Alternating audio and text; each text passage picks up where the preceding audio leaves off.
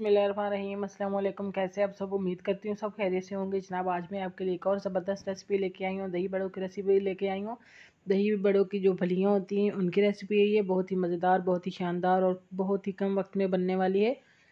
आपने ज़रूर ट्राई करना और कमेंट सेक्शन में मुझे बताना है आपको मेरी रेसिपी कैसी लगी है। तो जनाब चलते हैं दही बड़ों को बनाने की तरफ। इसको कैसे बनाया जाता है मैं आपको डिटेल से बताती हूँ।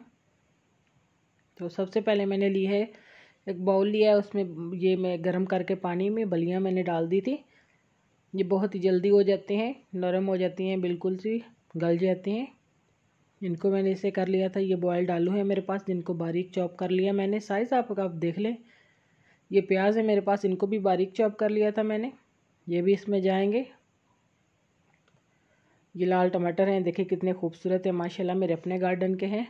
रेड रेड से इनको भी बारीक चॉप किया और इसमें ये डालेंगे। इससे खूबसूरती लुक बहुत प्यारी आएगी। ये जनाब जाएगी दही। दही आपने फ्रेश लेनी है, उसको अच्छे तरीके से फेंटना है। फेंट के आपने इस्तेमाल करनी है। जितनी आपकी दही अच्छी और स्मूथ होगी, जितनी ठंडी होगी, इतनी आपके दही भल्ले अच्छे बनेंगे। ये मैंने फ्रीज़ की हुई थी एक दिन, मतलब रात को जमा के इसको फ्रीज़ कर लिया था। ये हरी चटनी है, पुदीना, हरा धनिया और हरी मिर्चों की।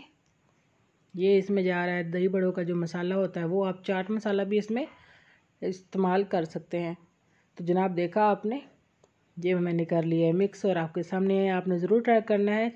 चलिए चलती हूँ, दुआ में याद रखिएगा। इंशाल्लाह फिर लौट के आऊँगी नई और ज़बरदस्त रेसिपी के साथ। तब तक कर ले ढेर सारे दुआ में याद रखिएगा। अल्लाह हाफिज़।